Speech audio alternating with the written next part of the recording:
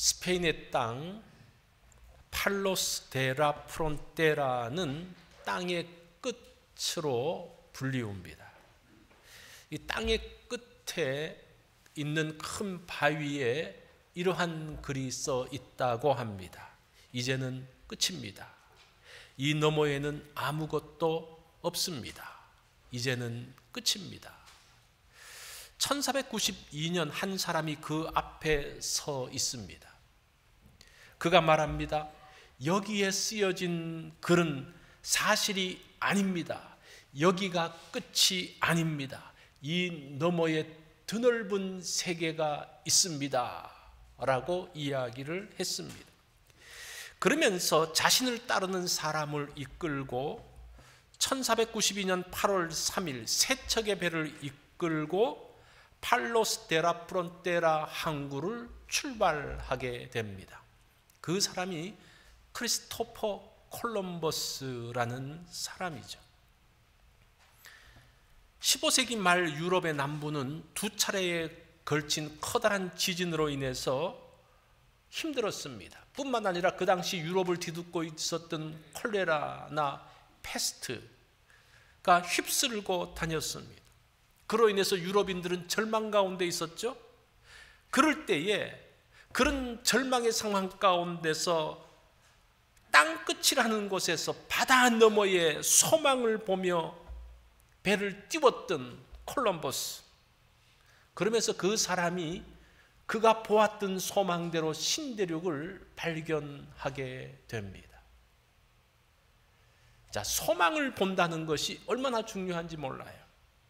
그로부터 1400년 전으로 한번 거슬러 올라가 봅니다. 그때에도 절망이 로마를 휩쓸고 있었습니다. AD 64년 7월에 한 사건이 벌어지죠. 로마 시내 전체가 불타고 있었습니다. 네로의 미친 짓이 시작되었죠. 네로는 불타는 도시를 보면서 시를 짓고 노래를 불렀습니다. 이 성난 로마 시민들이 황제를 향해서 항의하기 시작합니다. 그래서 궁지에 몰렸던 황제는 희생양을 찾으려고 합니다. 그러면서 그리스도인들이 방화범이라고 소문을 냈습니다. 그러면서 그리스도인들을 잡아들이기 시작을 했습니다. 그들은 로마의 원형 경기장으로 끌려갔습니다. 일부는 십자가 참수를 당하고 일부는 짐승의 밥이 되기도 했습니다. 그러면서 그리스도인들은 로마를 떠나기 시작합니다. 사실은 그리스도인에 대한 박해는 그 이전에도 있었죠. 그래서 그리스도인들에게는 죽음의 그림자가 어른거리기 시작합니다. 그래서 그들은 도망갔고 산속으로 갔고 산속 깊은 곳 동굴에 들어갔습니다. 로마에 가면 카타곰이라는 곳이 있습니다. 그게 원래는 무덤이에요. 무덤인데 로마 군인들을 피해서 그 그리스도인들은 무덤으로 도망가게 됩니다. 거기에는 그 무덤과 무덤 사이에 굴들을 이어서 커다란 하나의 지하 도시가 있습니다. 그런데 로마의 카타곰하고는 비교도 되지 않는 것, 그것이 튀르키예에 있는 갑바도기아에 있는 그런 굴이 있습니다. 자, 그런 위험의 상황 가운데 이렇게 어려움 가운데 흩어진 그리스도인들에게 베드로는 편지를 쓰는데 그 편지가 베드로 전서입니다. 1절을 보면요, 이렇게 되어 있습니다. 예수 그리스도의 사도 베드로는 본도, 갈라디아, 갑바도기아, 아시아와 비두니아에 흩어진 나그네에게 편지한다라고 말합니다. 그 신앙의 박해로 인해서 도망간, 그래서 카타곰의 무덤에서 또는 갑바도기아에서 그 깊은 동굴에서 살았던 사람들에게 소망의 메시지를 주고 있습니다. 그 소망의 메시지가 3절에 나오고 있습니다. 여기 보면요, 우리 이 말씀을 한번 읽어볼까요? 시작. 우리 주 예수 그리스도의 아버지 하나님을 찬송하리로다. 그의 많으신 긍휼대로 예수 그리스도를 죽은 자 가운데서 부활하게 하심으로 말미암아 우리를 거듭나게 하사 산 소망이 있게 하시며 박해와 죽음의 위협 가운데서 미래가 보이지 않는 성도들에게 소망을 말하고 있습니다. 산 소망이 있다. 이 산 소망이라는 말은 살아있는 소망을 말하고 있습니다. 산 소망, 예수 그리스도를 죽은 자 가운데서 살리신 하나님께서 우리를 거듭나게 하셨기 때문에 소망이 있다는 겁니다. 이번 주부터는 베드로 전서의 말씀을 가지고 이제 말씀을 보려고 합니다. 특별히 오늘 말씀은 고난 속에 있는 사람들에게 주시는 소망의 말씀입니다. 하나님 안에 소망이 있다고 말합니다. 자, 오늘 본문에서 두 가지 산 소망을 두 가지로 말하고 있습니다. 산 소망이 무엇이냐? 첫 번째는 산 소망은 거듭남으로 얻어진다라고 말합니다. 3절을 다시 보면요, 우리 주 예수 그리스도의 아버지 하나님을 찬송하리로다.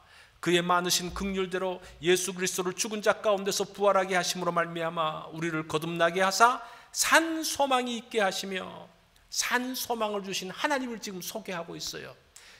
사실은 하나님은 찬송받으실 분입니다. 존재 자체만으로도 찬송받고 영광받으실 분입니다. 그런데 그 찬송하는 이유를 말씀하는데, 하나님은 예수 그리스도를 죽은 자 가운데서 부활하게 하신 분이라고 합니다. 죽음이라는 게 뭡니까? 소망을 끊어버리는 게 죽음이죠. 죽음이 왜 두렵습니까? 모든 소망이 다 끊어지기 때문입니다. 우리가 가지고 있는 많은 것, 내일 해야 될, 또 내일 펼쳐질 많은 좋은 일들, 그 모든 것들을 무효로 만드는 게 뭡니까? 죽음이에요. 그래서 이 소망을 끊는다는 게 얼마나 무서운지 몰라요. 그 죽음. 그런데 하나님은 그 죽음을 정복하신 분이라는 겁니다. 예수 그리스도를 그 부활하신 것을 통해서 죽음을 정복하신 그 하나님을 찬양한다라고 말하죠. 이것이 살아있는 소망이라는 겁니다. 하나님 안에 그러한 소망이 있다는 겁니다. 이 소망은 거듭남으로 되어졌다라고 이야기합니다. 이 거듭난다라는 말이, 이 단어를 보면요, 단어 뜻 자체가 다시 나다라는 뜻이에요. 아나라는 말은 다시라는 말입니다. 다시. 그 다음에 겟나온, 태어난다, 다시 태어난다라는 말입니다. 어떻게 태어나느냐? 어떻게 다시 태어나느냐? 하늘로부터 태어남이 있다는 거예요. 우리가 이 땅에서 엄마의 배를 통해서 태어나지만 그것이 첫 번째 출생이라면 두 번째 출생은 하늘로부터 태어남이 거듭남이라는 겁니다. 그래서 이것이 산 소망이 되어진다는 것. 두 번째 태어남, 거듭남이, 하늘로부터 태어남이 소망이 된다는 거예요. 그리고 소망이라고 말했을 때, 산 소망이라고 말했을 때 또 다른 의미는 무엇인가 하니, 이 베드로전서에서 또 다른 의미는 세상의 소망과는 다른이라는 그런 뜻이 있어요. 그래서 산 소망이 살아있는 소망이라는 뜻도 있지만, 이것은 세상이 가지고 있는 소망과는 다르다라는 의미가 있습니다. 세상에도 소망이 있어요. 희망이 있어요. 그죠? 사람들은 그것을 잡으려고 애쓰면서 달려갑니다. 2019년 9월 영국에서 변기 하나가 도난당했다는 소식이 전 세계의 뉴스로 퍼집니다. 아니, 변기가 도난당한 게 무슨 뉴스냐? 근데 그 변기가 어떤 변기가 아니, 황금 변기예요. 황금으로 만든 변기. 이것은 2016년 이탈리아 미술가 마우리치오 카텔란이라는 사람이 18K 금을 가지고 변기를 만들었습니다. 그것이 뉴욕의 구겐하임 미술관에도 전시를 했습니다. 이 전시를 했을 때 어디에 전시하는 거니? 실제 화장실에 전시를 했어요.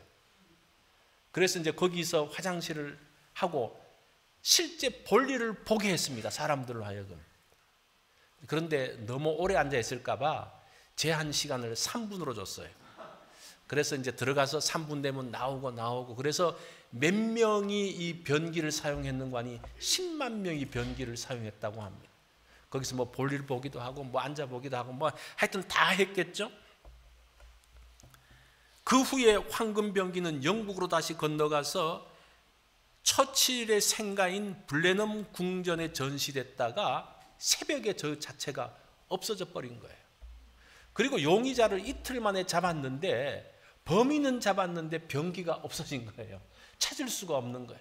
그래서 아마 그 사람들이 추측하기를 저 병기를 다 쪼개가지고 팔아서, 이미 해체해서 팔아서 그랬을 것이다. 지금까지 저 병기는 찾지 못한다라고 합니다. 이 황금 병기의 이름이 무엇인고 하니 아메리카로 명명을 했다는 겁니다.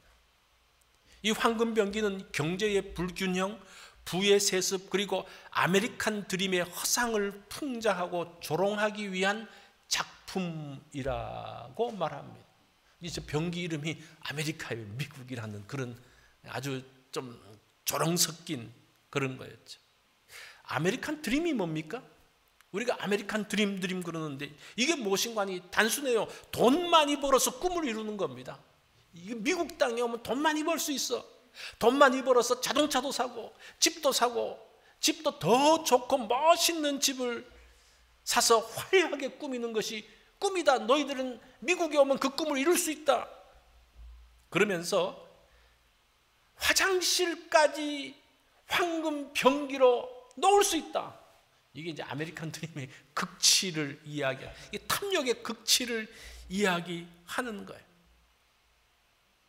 그러면서 사람들은 더 많은 것을 얻기 위해서 열심히 달려갑니다. 그 나름대로 꿈이죠. 그 꿈을 향해서 달려가는 모습들. 그런데 황금 병기에서 일을 보면서 사람들이 뭘 느꼈을까 한번 생각해 봤어요. 뭐 잘은 모르겠지만 제가 생각해 보니까 황금 병기도 일반 병기하고 똑같네 뭐 이렇게 했을 거예요. 그죠? 똑같은 것. 그런데 왜 이렇게 만들었을까? 왜 황금으로 만들었을까? 자기 과시죠. 자기 과시. 허전한 마음 때문에, 허전한 마음. 나는 화장실도 황금으로 만들어. 뭐 그런 허전한 마음을 채우기 위해서 자기의 탐욕을 보여주기 위한 거죠. 이전에도 황금 화장실을 만든 사람이 있었다라고 말합니다. 중국의 진나라의 석숭이라는 사람이 화장실을 황금과 보석으로 꾸미는 사치를 즐겼다 그래요. 2001년 홍콩의 한 보석상도 61억 원짜리 초호화 화장실을 만들어서 세상을 놀라게 했다라고 합니다. 사람들은 이렇게 하면 마음이 흡족할까 봐 한번 그런 거예요. 야, 너희 집에 황금 병기가 있다며? 화장실에 보석이 있다며? 뭐 그거 한번 자랑해 보려고 그러겠죠? 왜 자랑합니까? 허전하기 때문에 자랑하는 거예요.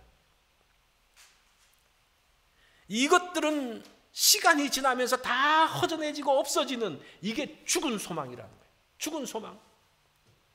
멋있어 보이는데 죽은 소망이에요. 4절을 보면요, 산소망을 이렇게 말하고 있습니다. 썩지 않고 더럽지 않고 쇠하지 아니하는 유업을 있게 하시나니. 요게 산소망인데 요걸 바꾸면요, 여기서 썩고 더럽고 쇠하는 것은 뭡니까? 죽은 소망이에요. 황금 병기는 없어지고 쇠하고 더러운 탐욕으로 만들어진 것입니다. 이것이 절망 속에 있는 사람들에게 살리는 소망이 될 수가 없는 거예요. 그것을 자기 집에 갖다 놨다고 하더라도 그 마음 가운데 그 절망과 그 미래에 대한 것들, 죽음 앞에서 그런 것들이 아무런 소용이 없다라는 겁니다. 그래서 산 소망은 이 땅의 것이 아닌 어디서부터 오는 겁니까? 하늘에서부터 온다는 거예요. 그것이 거듭남이라는 말이라는 겁니다. 자, 산소망은 하늘로부터 옵니다. 그게 거듭남에서부터 시작되어지죠. 두 번째는 산소망은 고난 속에서 입증되어집니다. 6절로 7절을 보니까요, 그러므로 너희가 이제 여러 가지 시험으로 말미암아 잠깐 근심하게 되지 않을 수 없으나 오히려 크게 기뻐하는도다. 너희 믿음의 확실함은 불로 연단하여도 없어질 금보다 더 귀하여 예수 그리스도께서 나타나실 때에 칭찬과 영광과 존귀를 얻게 할 것이니라. 여기 본문에 보니까요, 그리스도인들에게도 여러 가지 시험이 있다라고 말씀합니다. 그로 인해서 근심하게 된다는 거예요. 그러나 그 근심에 함몰되지 않고 기뻐하는데 그 이유가 7절에 나와요. 7절에 보면 그 한 구절만 보면요, 너희 믿음의 확실함은 그렇게 해요. 너희 믿음의 확실함. 이게 참 말뜻이 어려운데 이 확실하다는 단어가 입증하다, 증명하다라는 그런 뜻이에요. 그래서 이것을 이제 그렇게 한번 번역을 해보면요, 시험은 너희 믿음을 입증하는 것이 된다라는 그런 말이에요. 시험을 봐야 성적이 나오죠. 그래야지 실력이 입증됩니다. 모든 게 시험을 통해서 우리를 입증해요. 그죠? 우리가 우리에게 믿음이 있는지 없는지를 어떻게 입증합니까? 시험 속에 들어가 보면, 어려움 속에 들어가면 그 가운데서 어떻게 반응한지를 보면 그 사람의 믿음이 어떤지를 알 수가 있는 거예요. 그거를 통해서 믿음이 입증된다라는 겁니다. 확실함, 도키미온이라는 이 단어는 원래 금을 재련하는 과정에서 나온 단어입니다. 금을 재련하는 재련사에게 물었습니다. 당신은 순금이 됐다는 것을 어떻게 압니까? 그 재련사가 말하죠. 금을 반복해서 용광로에 넣습니다. 그러다 보면 불순물이 자꾸 위로 올라갑니다. 그래서 그 불순물을 걷어내면 맨 나중에 순금 속에 내 얼굴이 찬란하게 빛납니다.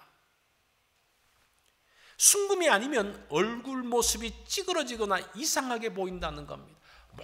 모든 것들을 다 걷어내고 나면 어느 순간 얼굴이 선명하게 탁 보이는 순간 재련사는 도키미온 이렇게 이야기한다는 거예요. 그 말이 무슨 관이 합격이라는 말이에요. 입증되어졌다, 순금으로 입증되어졌다라는 말입니다. 그게 이 확실함이라는 단어입니다. 릭 이젤이라는 분이 쓴 위기라는 책에서 이 수목 한계선에 대한 이야기를 합니다. 이 사람은 이제 이 이야기 속에 보면 바이올린을 만드는 한 장인이 있습니다. 최상의 바이올린을 만들려고 하면 재료가 좋아야 되겠죠. 어떤 그 재료, 어떤 나무를 쓰느냐가 중요하기 때문에 나무를 구하기 위해서 애씁니다. 이 나라를 다니면서 좋은 나무를 구합니다. 또 외국에서 어떤 좋은 나무가 있는지 수입하려고 합니다. 그런 노력에도 불구하고 자신이 원하는 바이올린을 만날 수가 없습니다. 그러던 중에 수목 한계선에서 자란 나무 조각을 발견하게 됩니다. 그 나무는 옹이가 많고 이리저리 비틀어진 모양입니다. 이 수목 한계선이 그걸 넘어가면 나무가 자라지 않는다는 그런 말이잖아요. 그죠? 너무나 춥기 때문에, 너무나 그 황량한 바람 때문에 그 선을 넘어가면 더 이상 나무가 자라지 않는데, 그 보드라인에 있는 나무가 이제 그 수목 한계선에 있는 나무예요. 그 나무는 추울 때는 굉장히 추워서 자라지 못하다가 또 날씨가 따뜻하면 또 조금 자라다가 그러면서 이 거친 바람에 의해서 뒤틀어지기도 하고 그런 나무입니다. 이 나무는 큰 나무가 아닙니다. 그 밀림에서 자랐던 나무처럼 크고 쭉쭉 뻗은 나무는 아닙니다. 그런데 그런 그 힘든 환경 가운데 자랐기 때문에 그 나무가 아주 단단하다는 겁니다. 그래서 그거를 가지고 바이올린을 만들었는데 너무나 아름다운 소리를 냈다는 것. 여러분들이 한 번쯤은 다 들어본 이야기 아닙니까? 그러면서 릭 이젤 목사가 이렇게 말합니다. 우리 중에도 수목 한계선에 살고 있는 사람, 즉 고통과 모진, 시련과 어려움을 겪으며 살고 있는 사람이 있다. 하나님은 이런 시련과 고통의 와중에서도 아름다운 음악을, 아름다운 삶을 창조해 내신다.